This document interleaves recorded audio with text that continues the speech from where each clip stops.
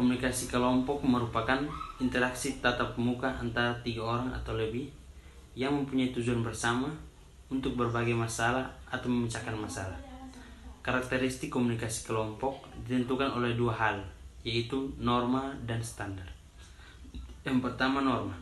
Norma merupakan standar-standar yang dapat diterima atas perilaku yang dianut bersama oleh anggota kelompok. Norma dalam komunikasi kelompok merupakan suatu kesepakatan atau perjanjian tentang bagaimana orang berhubungan dalam suatu relasi. Yang kedua, peran. Peran merupakan aspek dinamis dari suatu kedudukan atau status. Peran memiliki makna sebagai serangkaian pola perilaku yang terkait erat dengan seorang yang memiliki posisi tertentu dalam sebuah unit sosial. Tujuan komunikasi kelompok dapat dibagi atas 2, yaitu tujuan komunikasi kelompok personal dan tujuan kelompok dan tujuan yang berhubungan dengan tugas atau pekerjaan. Yang pertama, personal. Hubungan sosial, penyaluran, terapi, dan pendidikan. 2. Tujuan yang berhubungan dengan pekerjaan, yaitu pembuatan keputusan dan pemecahan masalah. Berikut adalah jejaring komunikasi kelompok dapat dibagi menjadi 5, yaitu roda, rantai, Y, lingkaran, bintang. Roda merupakan pemimpin menjadi fokus perhatian. Yang kedua, rantai. Komunikasi antara anggota kelompok terbatas. Y, anggota kelompok dapat berkomunikasi jika memiliki perantara. Lingkaran, anggota kelompok hanya dapat berkomunikasi dengan orang di sampingnya. Bintang, semua anggota kelompok dapat berkomunikasi satu sama lain dengan baik.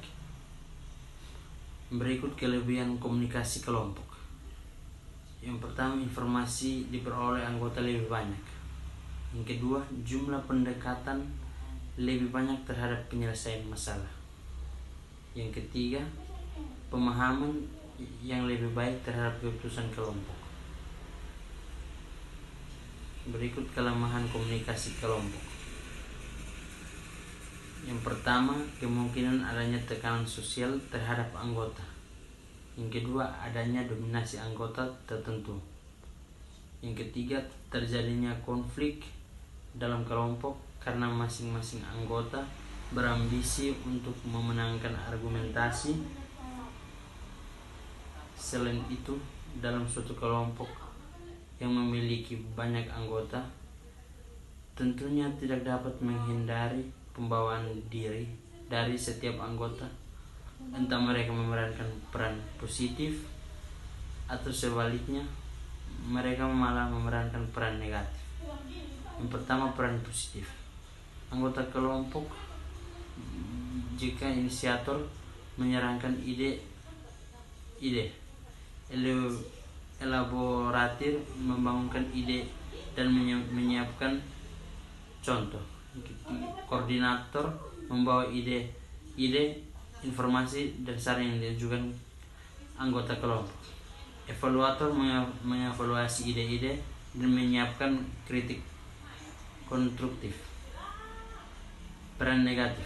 Anggota kelompok dominator mendominasi diskusi, pencari pengakuan, mencari perhatian, pencari minat khusus, mementingkan kepentingan pribadi. Penghalang, menghalangi upaya pada konsensus secara konsisten. Joker atau badut, mencari perhatian melalui humor. Komunikasi kelompok verbal dan verbal. Komunikasi kelompok yang efektif merupakan keberhasilan kelompok karena membuka peluang terciptanya koordinasi, kerjasama, dan pencapaian tujuan bersama, sehingga berdampak pada peningkatan kinerja anggota, kepuasan kerja, dan pengambilan keputusan yang lebih baik. Dan komunikasi kelompok yang jelas membantu anggota memahami tujuan, peran, dan harapan kelompok, sehingga anggota bekerja dengan efektif dan efisien. Komunikasi kelompok merupakan proses pertukaran pesan dalam suatu perkumpulan yang sangat dipengaruhi oleh komunikasi verbal dan nonverbal. Keduanya memiliki peran yang sama penting dalam kelompok. Adapun 3 ciri utama untuk menandai komunikasi verbal dan nonverbal. Yang pertama, lambang-lambang. Nonverbal seperti ekspresi wajah, gerakan tubuh, nada suara yang dipakai paling awal sejak seorang lahir, bahkan sebelum ia belajar bahasa verbal. Yang kedua, komunikasi nonverbal. Dipandang lebih universal karena dapat digunakan dimanapun dan kepada siapapun, bahkan kepada orang yang tidak memahami bahasa kita. Yang ketiga, komunikasi verbal merupakan kegiatan yang lebih intelektual dibandingkan dengan bahasa nonverbal yang lebih emosional.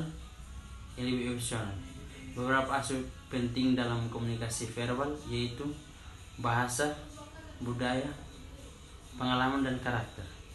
Media komunikasi verbal antara lain seperti telepon, video conference, tatap muka, surat, pengumuman buku, dan sebagainya.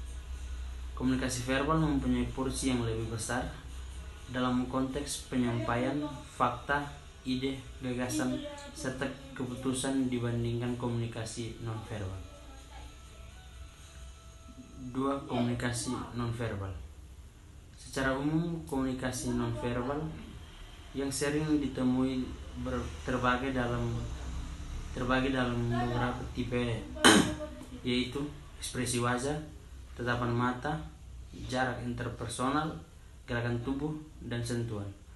Beberapa hal yang harus diperhatikan terkait dengan sentuhan dalam komunikasi nonverbal yaitu: pertama, pesan yang disampaikan; yang kedua, tingkat keintiman; yang ketiga, budaya dan norma; yang keempat, interpretasi. Adapun fungsi komunikasi nonverbal yaitu pelengkap, pengulangan, penekanan, memberdayakan, dan pengganti. Sekian dan terima kasih.